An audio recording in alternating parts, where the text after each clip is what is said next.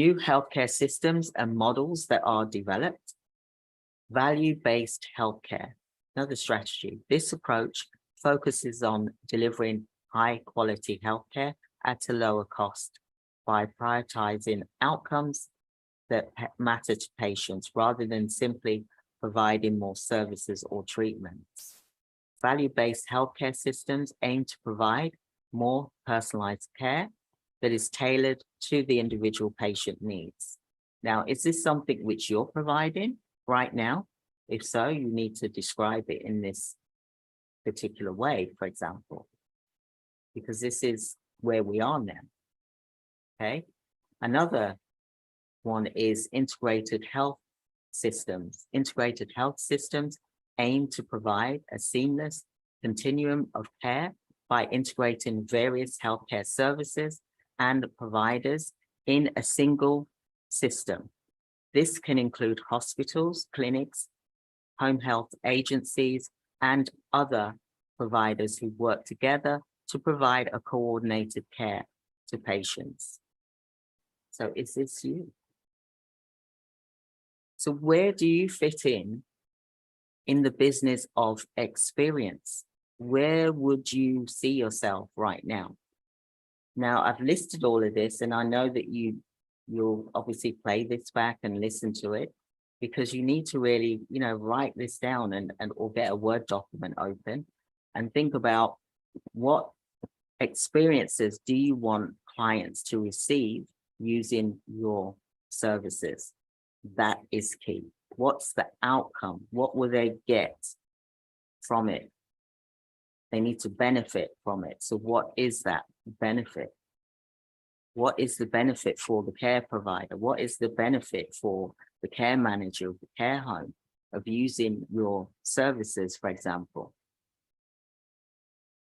So what experience? Because it's no good you just doing what you feel that they want. You need to listen to what they're saying to you and provide that service, whether that's looking in your care plan or whether it's communicating with the care manager.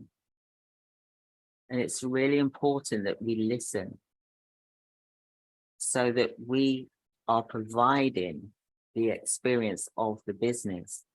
Yeah, because otherwise you're just like everyone else. We're now in this social media environment where we can communicate online. So it's a different type of communication than communicating face to face. Yeah, so what is your business experience? And I want you all to think about that, because it's important for you to understand the dynamics of running your healthcare business. Put some messages here, they're a bit delayed. Oh, here we go. We've got lots here. So Claire, you've asked, do they recruit staff for this, and is it nurses that they need? The business of experience is all about you. For example, Claire, you're the business owner. You are going to ensure that the things like I've mentioned today, that your company is able to provide that. In order for you to grow, you need to experience different levels. And yes, there's going to be days where it's a bad experience, but it's about how you deal with the bad experience or the issue that's going to make you come out on top. What is your documentation? What is your recording systems in place? What is your experience in that, when knowing when something, you've got your policies, of course, and your procedures if you're a care manager in the care home. What is the processes that you need to go through when something happens? There's different levels in your business that you'll be doing. Oh, so telemedicine. So telemedicine, usually it's a doctor, like we've got a couple of doctors who are registering for CQC for telemedicine. Yeah, so they're able to, but also nurses can be a part of that as well. Yeah, but normally it's the GP that is there to assist virtually. That's a good question, Claire. Thank you. Let's see what the next question is.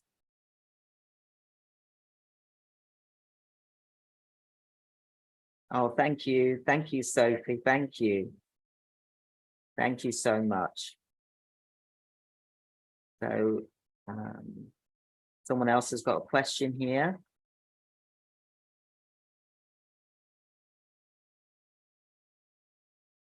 Excellent. So you've got a website, you've got LinkedIn, you've got social media.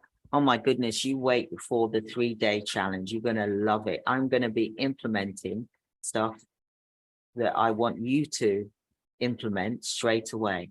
It's going to be amazing. You're going to love it. You really are. I'm really excited for you. So yeah, so that's great that you've got your social media platforms, but there's also Twitter as well. There's also Instagram. There's TikTok now. You know, think about all of these things as well. Software. Yeah, I understand that when you haven't got a client, yes, software can be expensive. So yes, excellent. So you said about the items that you have, the devices, phone, website, Facebook. Excellent. So you've mentioned some software, social media.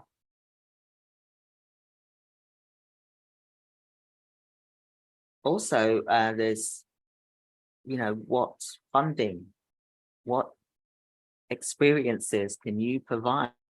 Because you need money to come into your business, but there's aspects that you can get for funding.